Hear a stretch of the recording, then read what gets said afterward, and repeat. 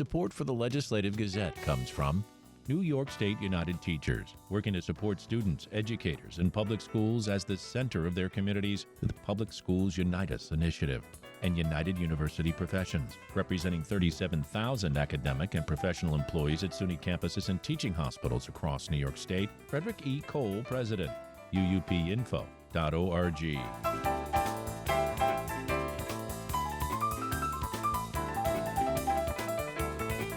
Governor Kathy Hochul and New York State lawmakers struck a tentative budget deal early this week. The $254 billion spending plan is nearly a month late. As part of the agreement, the state will create a new charge for wearing a mask while committing a crime. WNYC's John Campbell reports. Governor Hochul has been pushing for mask restrictions since images of masked anti-Israel protesters went viral last year. But some lawmakers raised concern about how the restrictions would be enforced. Assembly Speaker Carl Hastie says they struck a compromise. It's really trying to concentrate on people who wear masks in regards to hiding their identity while they commit another crime. The new charge would only apply if someone wore a mask with the intent of concealing their identity while committing a separate crime. In Albany, I'm John Campbell for the New York Public News Network. Meanwhile, New York State is moving closer to approving medical aid in dying legislation. WNYC's Jimmy Vielkind with that story. The state assembly is advancing legislation that would let doctors provide a lethal dose of drugs to terminally ill New Yorkers. Assemblymember Amy Paulin says the medical aid in dying bill would provide compassion. She told the story of her late sister. The lasting memory I have of my sister is shouting in pain. Several Democrats joined Republicans in voting against the bill. Max Rodriguez is a disability rights advocate. He's concerned ill people could be coerced into medically assisted suicide. Really, we just need to kind of make sure that we're not opening Pandora's box. It's unclear whether the bill will become law. State Senate leaders haven't scheduled a vote, and Governor Hochul hasn't taken a position on the subject. In Albany, I'm Jimmy Vielkind for the New York Public News Network.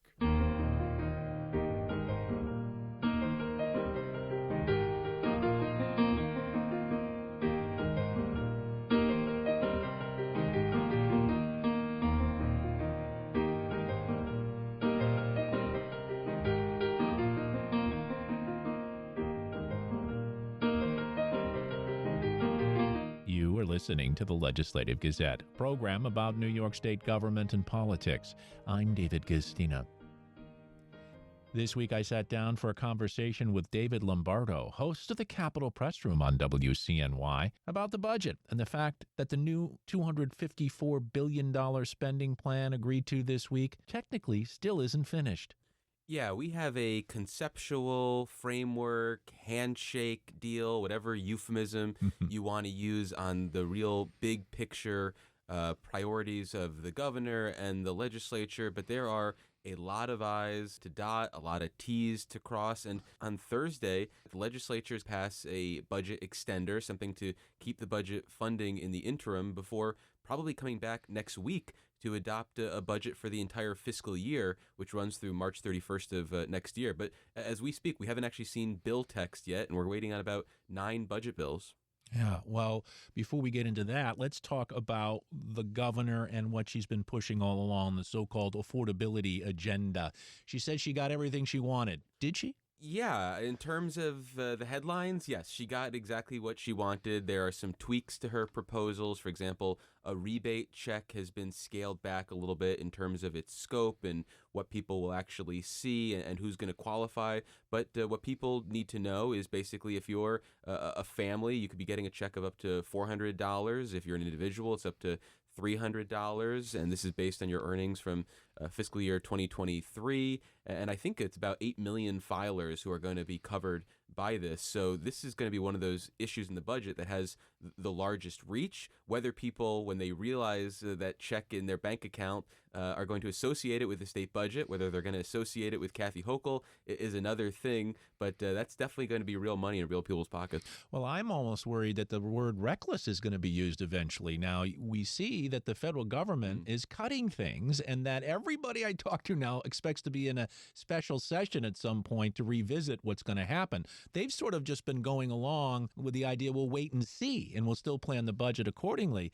But then I see this headline that came out from WNYC's Jimmy Vielkind, our colleague, that now the governor wants more power to adjust the budget to, in case of federal cuts. And that, to me, is a power move.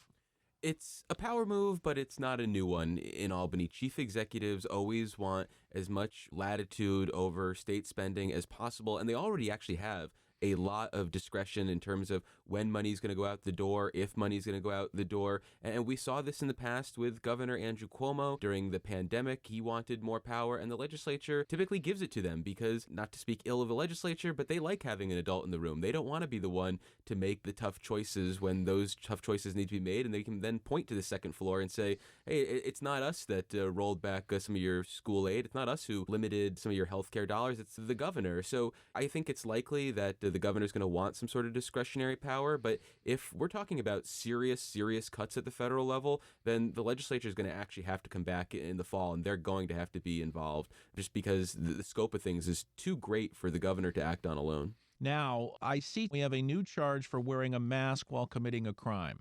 Yeah, so this is one of those areas where the governor is going to talk for the headlines and say, I got what I wanted, which was restrictions on masks, but it's not exactly what she wanted. She felt in the wake of protests the last couple years that masks had been used as a way to intimidate protected classes of people, for example, Jews in New York City and on college campuses. And what ended up being part of this budget deal is basically if you're committing a crime and in the commission of that crime, you're wearing a mask, that's basically a penalty enhancer. And what was interesting to me was that we saw this as a progressive criminal justice issue in terms of the opposition, but what ultimately seemed to be more meaningful in stopping the governor and what her agenda was labor unions, who apparently wanted the authority to be able to continue to protest, say, a work site and wear a mask so they could retain their anonymity. And here in Albany, I think you can always count on labor unions to have more sway than progressive criminal justice advocates. So I really think that's one of those interesting issues where a opponent that we maybe weren't counting on 6 months into this debate emerged and was the real game changer. Let's go to Discovery. This is a huge issue. It's been going on for a while. It started with a lot of Republican criticism of bail reform. The governor seems to have tried to meet this where it is, and that's the evidence, right, that goes when a crime is committed. And many of the DAs were complaining for a while that that's too much of a bar to reach. They're understaffed. It's a lot of evidence they have to provide. They wanted some sort of middle ground. She seems to have worked that in.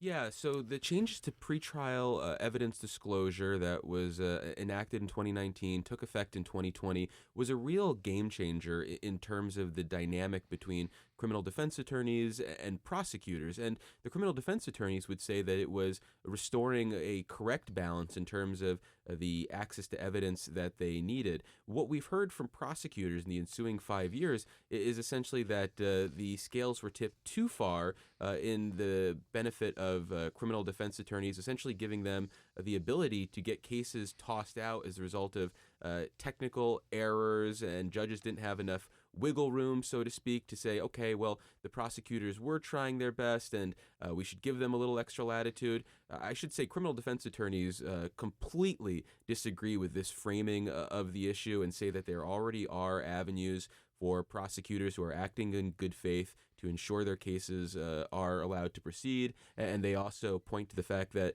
a number of pretrial dismissals as a result of this statute is only been increased in New York City, and in the 57 other counties, you haven't really seen this same trend. But here is one of those issues where the governor was very successful in getting a version of what she wanted. And when I say what she wanted, I mean the district attorneys who were basically taking the lead on this. And based on the reporting and based on talking with Assembly Speaker Carl Hastie, it seems like it finally got resolved when Speaker Hastie, a Bronx Democrat, sat down with the New York City prosecutors and basically hammered out a deal that everyone could agree to. That's David Lombardo, host of the Capitol Press Room on WCNY.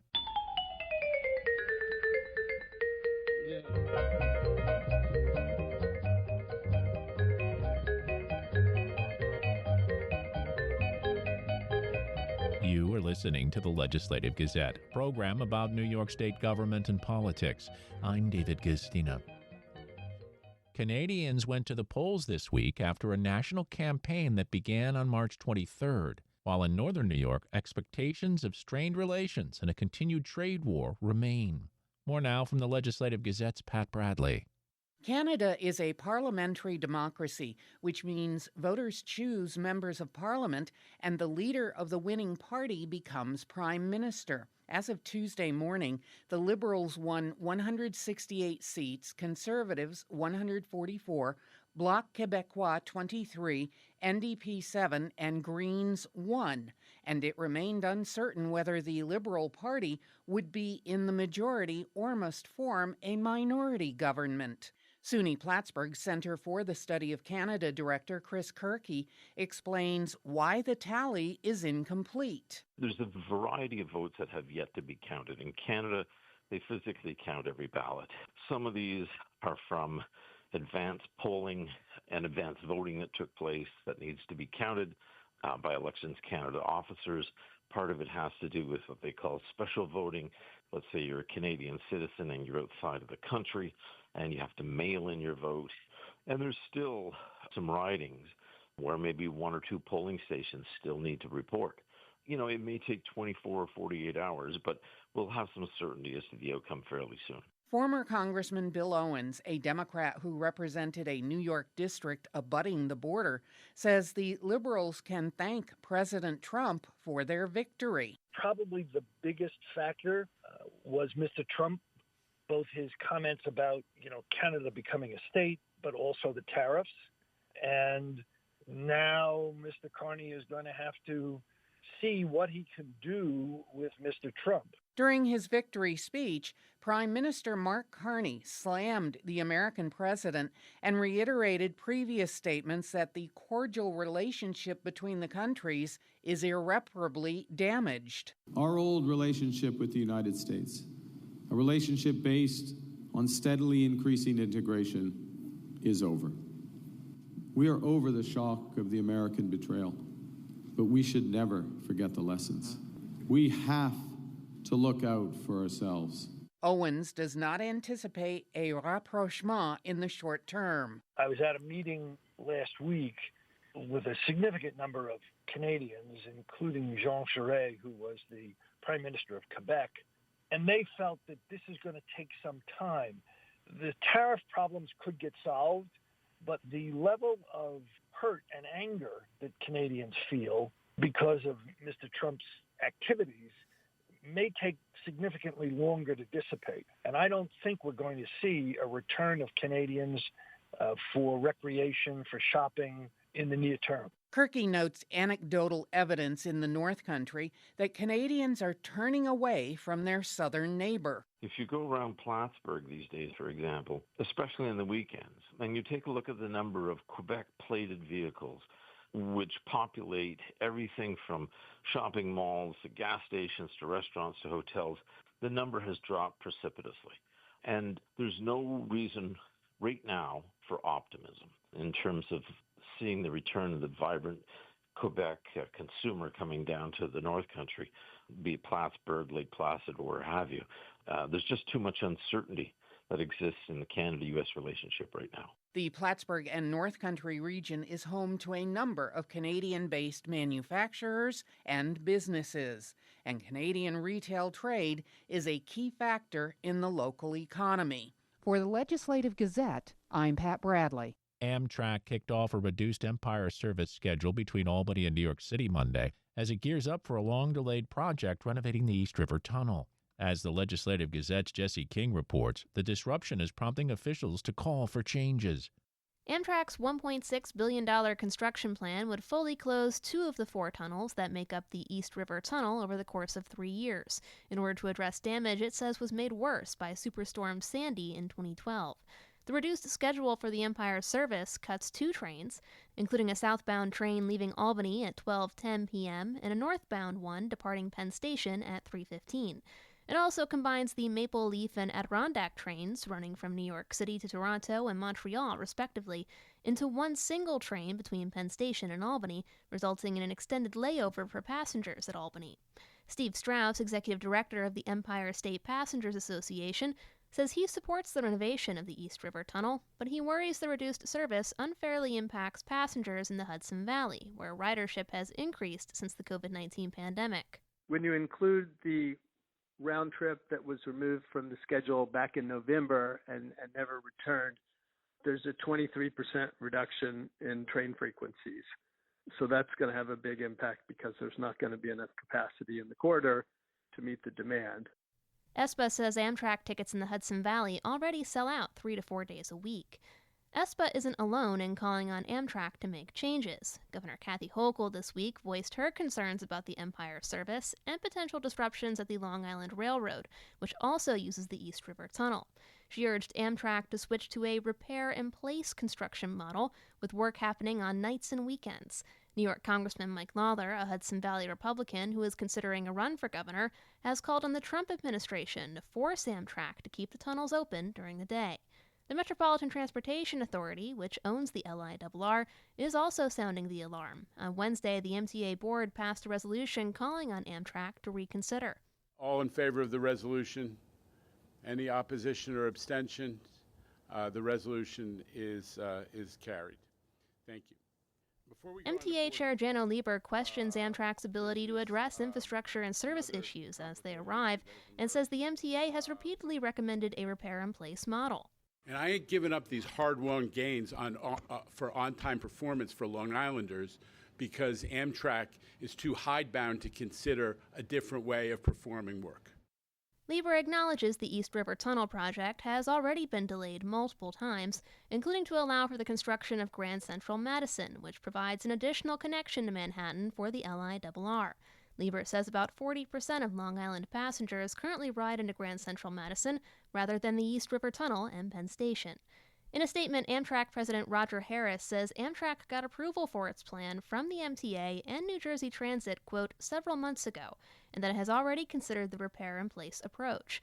Ultimately, he says, quote, the plan we are implementing proved to be the safest, most efficient, reliable, and timely to complete the full rehabilitation of East River Tunnel, making it the best use of taxpayer investments, end quote. Amtrak has agreed to add extra cars to each of the 10 remaining round-trip trains in its Empire service line, but Strauss worries it won't be able to fulfill that promise after its Horizon railcar fleet was pulled for safety concerns last month. He recommends Amtrak donate some coaches from its Northeast regional line. This spring, they will be bringing into service a number of new trains on the Northeast Corridor, the Acela replacement fleet.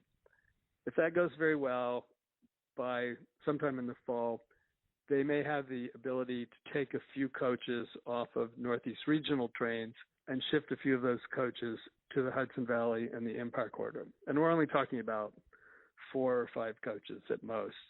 ESPA also recommends Amtrak shift the Maple Leaf and Adirondack train schedules to shorten layovers in Albany.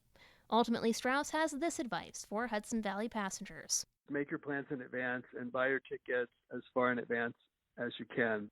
If you're flexible, travel on Tuesdays and Wednesdays. Those tend to be the lowest ridership days and the days with the most tickets at lower prices. Amtrak says construction is expected to start May 9th. For the Legislative Gazette, I'm Jesse King.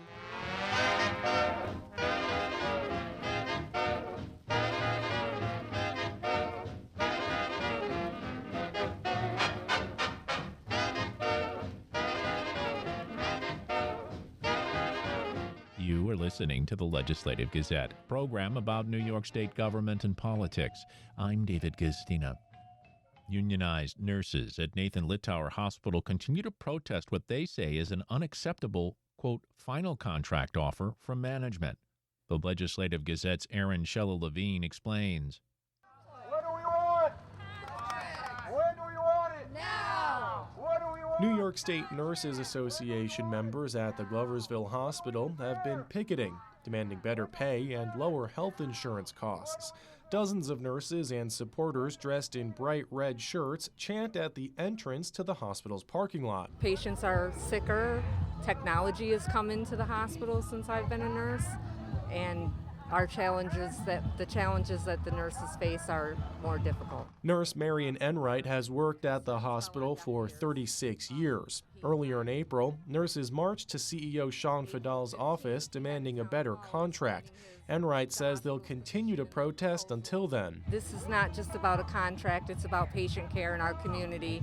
It's about our hospital. We take care of our families, our friends come here, our neighbors, and it's very concerning that the CEO is oblivious to our concerns and our demands. Nathan Littauer did not respond to a request for comment. Speaking as cars roll past, maternity nurse Wendy Bowie said a poor contract impacts patient care. During the course of my career, New York State has lost over 500 maternity beds. And I am worried for our hospital, and I'm worried for the future mothers and the care they'll receive when management continues to disregard the nurses who care for them. Some said they have to pay nearly $1,200 a month for the hospital's family insurance plan, and a proposed 15% raise over 3 years isn't enough to make ends meet. Bowie says this creates higher stress on the nurses who do stay at the small but vital hospital. I grew up in this area. This is my community, and it's important. And delivering our babies is important. But my dedication has been taken advantage of. If I'm sick, if a nurse is sick, and they can't come to work, that creates intense pressure on an entire unit, placing patients and nurses in unsafe and dangerous conditions. We shouldn't have to work sick, and we shouldn't have to pick up extra time and overtime to ensure that our coworkers and patients aren't in those situations. Democratic State Assembly member Phil Steck of the 110th District joined the demonstration. We have had a situation where our healthcare system has been declining over time. And we have had people who think that it's about making as much money as possible for themselves and not about patient care. If you want to go into this field as a hospital administrator, you should be committed to the public interest and not to your private personal interest. Fadal told the Leader Herald that the contract offer the hospital made April 3rd was fair. Bowie remains optimistic that the union and the hospital administration will be able to reach an agreement. For the Legislative Gazette, I'm Aaron Shello-Levine. It's graduation season, and as students prepare to leave college life behind, some say they're not ready to enter the workforce. The Legislative Gazette's Samantha Simmons spoke with students at 2 Capital Region higher education institutions and filed this report. In the well of concrete known as the main fountain at the University at Albany, students study in the sun before taking a dip post-graduation. Jeremy Daly is hanging out with friends. Daly is a history major, but he doesn't plan on putting his degree to work, at least directly. He's going into the trades to be an electrician. Well, it's kind of what I realized I wanted to do before college, but I still just wanted to go to college to, I guess, meet people. Do you regret going to college and doing the money instead of just starting right out of high school in like a trade?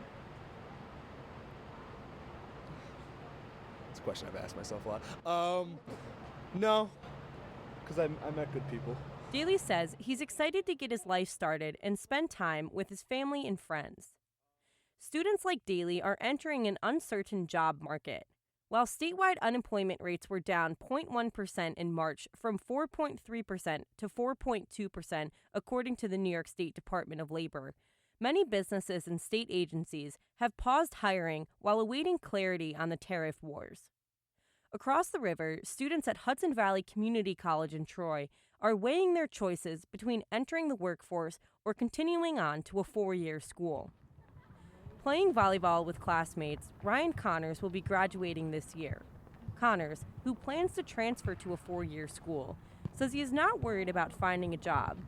A business administration major, Connors says it can't be that hard. Absolutely no fear. I don't think job security is a huge worry. I think even in today's society, if you don't have a job, there's still always ways to make money.